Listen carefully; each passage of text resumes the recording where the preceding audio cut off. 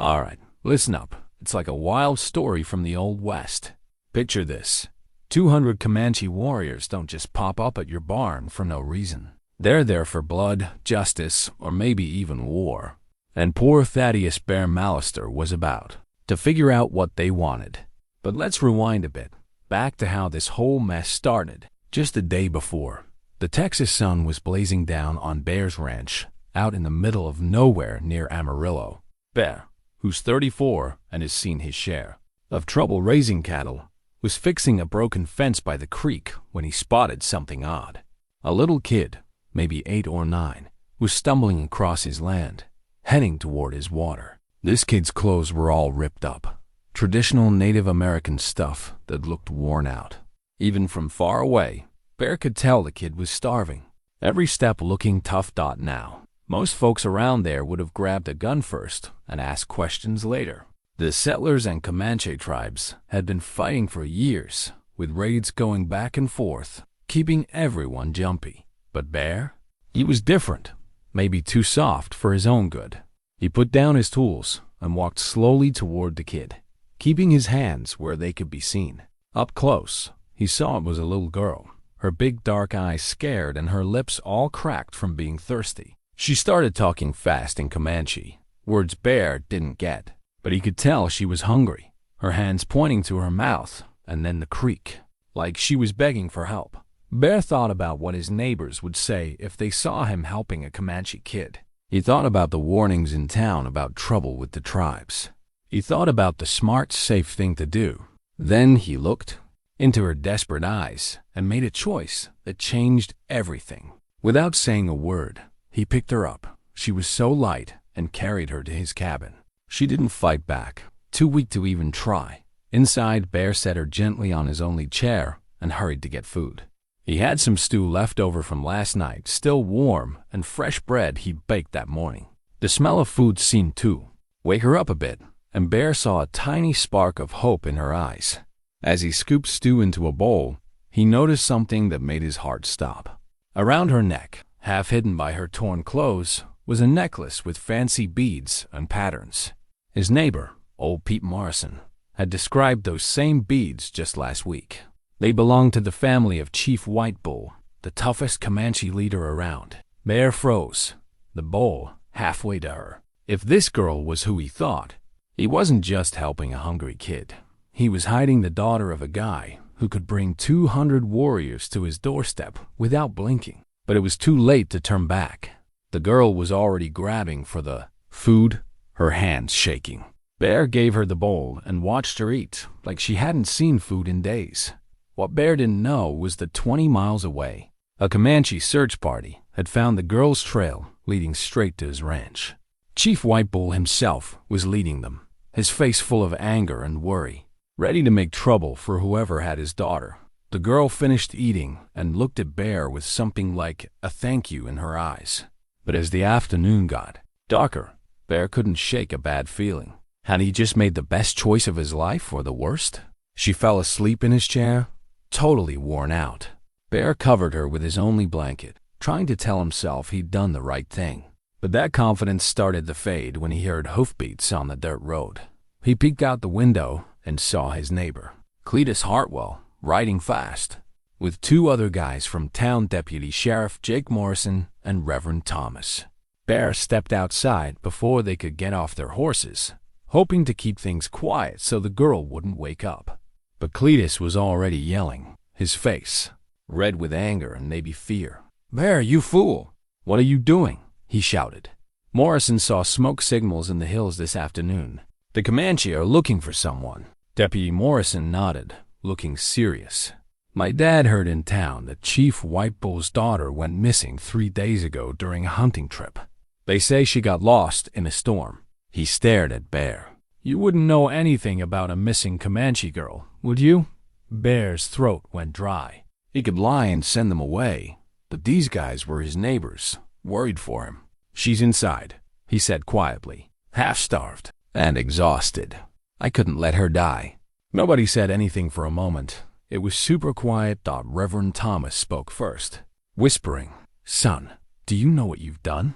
"I helped a hungry kid," Bear said. but it sounded kinda silly even to him. Cletus started pacing, pulling at his hair. They'll think you took her. White bulls wiped out whole towns for less. Deputy Morrison was already heading back to his horse. I gotta report this, Bear. It's my job, but I'll give you a head start. Get her back to her people before they find you here. In the dark?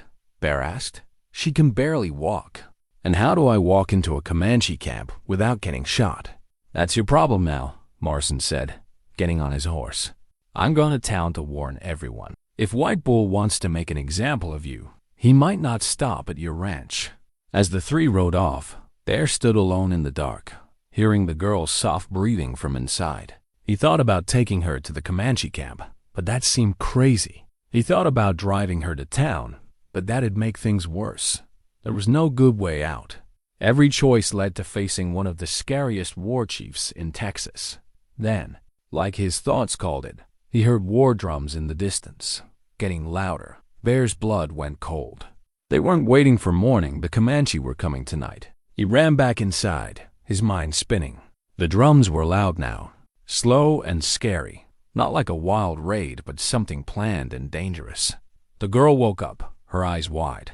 She knew what those drums meant better than Bear did. She started talking fast in Comanche, pointing at the door and herself, looking panicked. Bear couldn't understand her words, but he saw she was trying to tell him something important. He knelt beside her chair and said calmly, I know you don't get me, little one, but I'm trying to help. Those drums, that's your people coming for you, right? She nodded hard, grabbed his shirt, and pulled him to the window. She pointed outside and held up her hands, opening and closing her fingers. Bear counted with her. 10, 20, 30. All. The way to 200, his legs felt wobbly. 200 warriors. He'd hoped for maybe a few angry guys he could talk to. But 200? That could destroy every ranch for miles. The drums stopped, and the silence was worse than the noise. Bear looked out the window, into the dark. At first, he saw nothing. Then, like ghosts, shapes appeared, warriors on horses, spread out in a big half circle closing in on his cabin. In the moonlight, he saw war paint, feathers, and weapons. These guys weren't here to talk. The girl tugged his sleeve again, pointing to herself and the door. She wanted to go to them, but Bear wasn't sure if that'd help or make things worse. What if they thought he'd hurt her? A voice called out in the dark, speaking clear English with an accent. White man, we know you have something that's ours. Send out the girl, and maybe you'll live till morning. Bear's mouth went dry. That had to be Chief White Bull himself. He'd heard stories about the chief, how he'd united tribes and never lost a fight. Bear stepped toward the door, but the girl grabbed his arm, shaking her head and making a cutting motion across her throat. She was warning him about something. Then it hit him. She wasn't just the chief's daughter. She was his only daughter, super important in their culture. If anything happened to her while she was with Bear, even if it wasn't his fault, White Bull would have to make an example of him. Bear realized saving her was the easy part. Now he had to convince 200 warriors he'd helped her, not stolen her, and he had about 30 seconds before White Bull got mad and turned his ranch into a war zone. Bear made the toughest choice ever. He opened the door and stepped outside, hands up, the girl right behind him. What he saw was like a nightmare.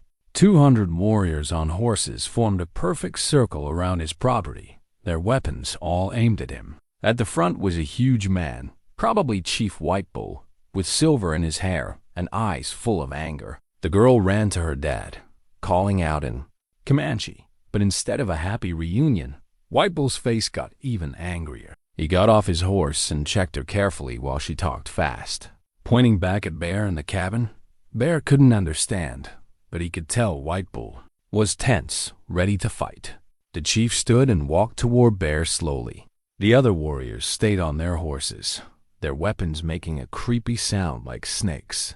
My daughter says you fed her, White Bull said, his voice cold. She says you gave her shelter. Yes, Bear said, trying to sound calm. She was starving. I couldn't let a kid die. White Bull stared at him. She also says you saw our family's sacred beads around her neck. You knew who she was, But you didn't bring her back right away. Bear's heart sank. This was bad. I was gonna bring her back in the morning. She was too weak to travel at night. Maybe, White Bull said. Or maybe you wanted to keep her to trade for cattle, horses, or safety. The words hung heavy, and Bear felt 200 pairs of eyes on him, waiting for their chief's signal to attack. That's not true, Bear said. I didn't want anything. I just couldn't let a kid suffer. If you were Bear, would you beg for mercy from a chief who never showed it to settlers, or stand up for what you did, even if it meant dying? Tell me in the comments, because what Bear did next would decide if there be peace or a huge war. White Bull raised his hand, and every warrior pulled back their bowstrings together, the sound like death breathing. You'll prove your words, the chief said quietly, or you'll die right here. Bear's mind raced, staring at 200 arrows shining in the moonlight. How do you show you're good to someone who's only seen bad from people like you? Then he got an idea.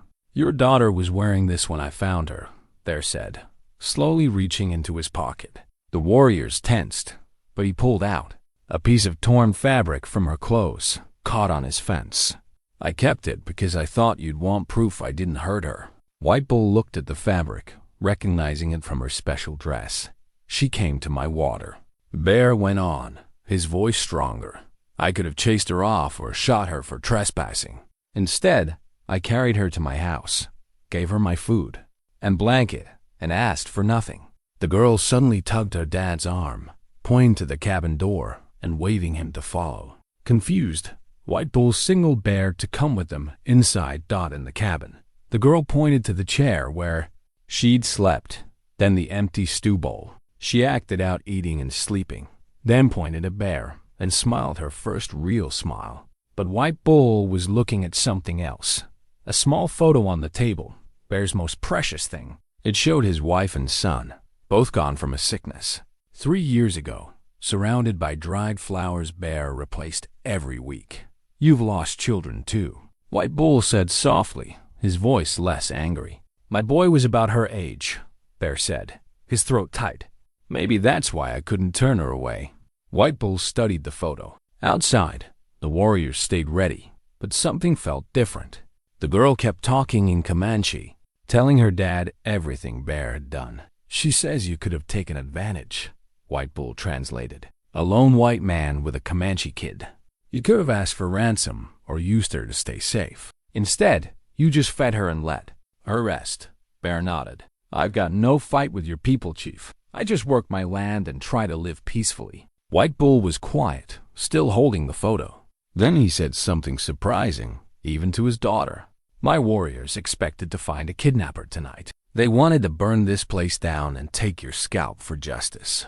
He set the photo down carefully. Instead, we found a man who was kind to a child who could have been his enemy. Bear felt a tiny bit of hope, but he heard restless sounds outside. 200 warriors came for blood, and their chief was talking about kindness that could turn that fast.